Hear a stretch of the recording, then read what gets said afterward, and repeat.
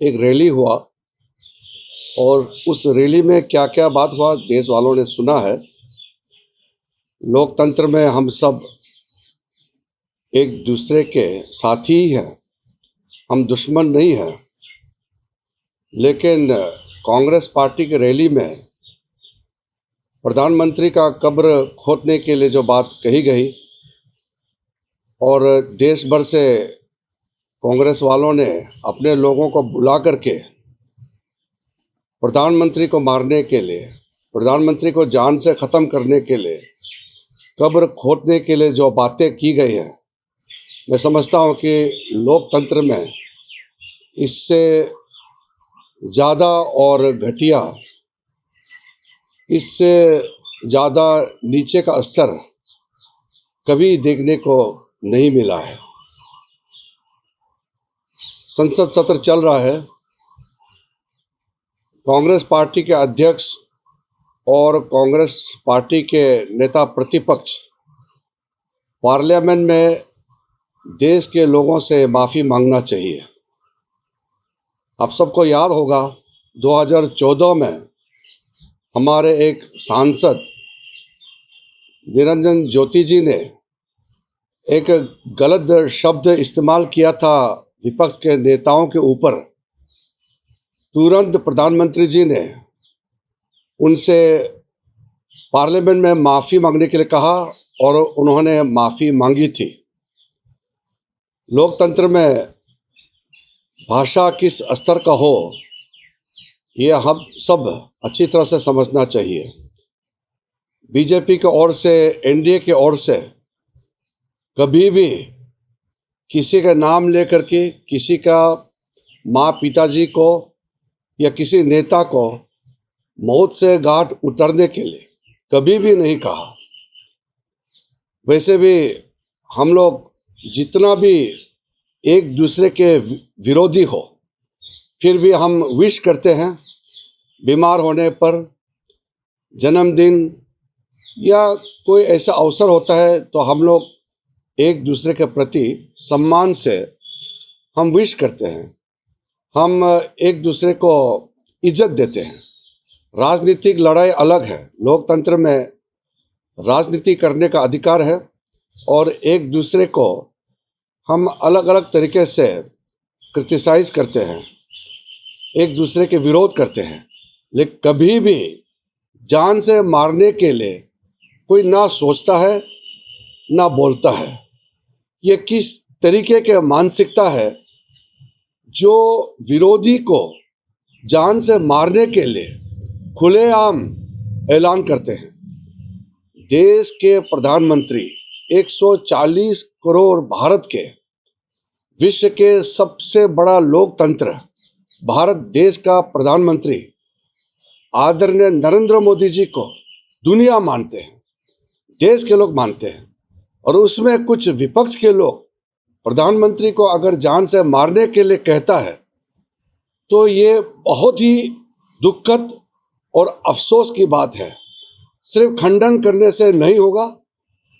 Parliament में कांग्रेस अध्यक्ष और कांग्रेस के नेता प्रतिपक्ष माफ़ी मांगना चाहिए, देश से माफ़ी मांगना चाहिए पार्लियामेंट के फ्लोर में। मैं समझता हूँ कि अगर इंसानियत नाम का कोई चीज़ है और कांग्रेस पार्टी में देश के लिए, समाज के लिए थोड़ा भी अगर सोचने का, सम्मान देने का अगर विचार है तो विलंब नहीं करना चाहिए। तुरंत देशवासियों से पार्लियामेंट के फ्लोर से माफ़ी मांगना चाहिए। तब जा कर के हम समझेंगे कि गलती हुई है और कांग्रेस पार्टी ने गलती माना है। जो चर्चा हो चुके हैं, पार्लियामेंट में बहस होते हैं, हम हर मुद्दे के लिए चर्चा के लिए तैयार रहते हैं, और पार्लियामेंट से भाग जाना और प्रधानमंत्री जी को गाली देना, ये सभ्य समाज में बिल्कुल शोभा नहीं देता है।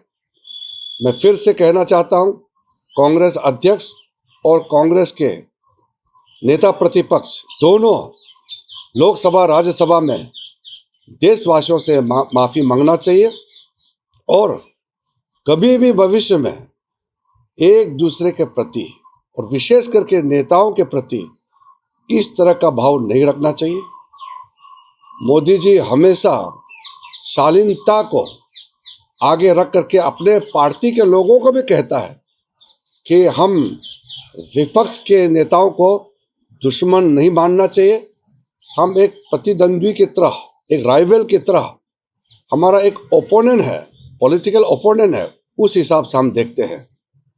और जान से मारने की धमकी, कब्र खोदने के लिए जो ऐलान किया गया है, ये राजनीति हमारा देश के लिए बहुत नुकसानदायक है और माफ़ी मांगने से बिल्कुल देरी नहीं होना चाहिए। मैं बहुत साफ शब्दों से कहना चाहता हूँ। I am not really bothered what kind of ideology Congress adopts. Sri Rahul Gandhi can adopt leftist ideology or whatever his party wants to adopt. But we are working for the country, and to openly declare in the Congress rally to take the life of Honorable Prime Minister, to dig the grave of Modi ji, it is the most unfortunate thing we have seen in the political history of India. We are rivals. We are not enemies. We belong to different political parties. We propagate different ideologies, but we are working for the nation. We want to make India a strong nation, a Viksit Bharat, a developed India by 2047. Modi ji's dream is to make India a developed and powerful nation so that every Indian can be proud of.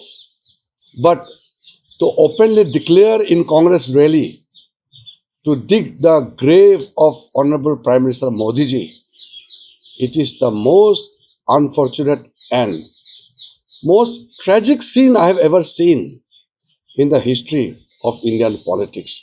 The Congress president and the leader of opposition must tender apology to the nation through the floor of the Parliament House.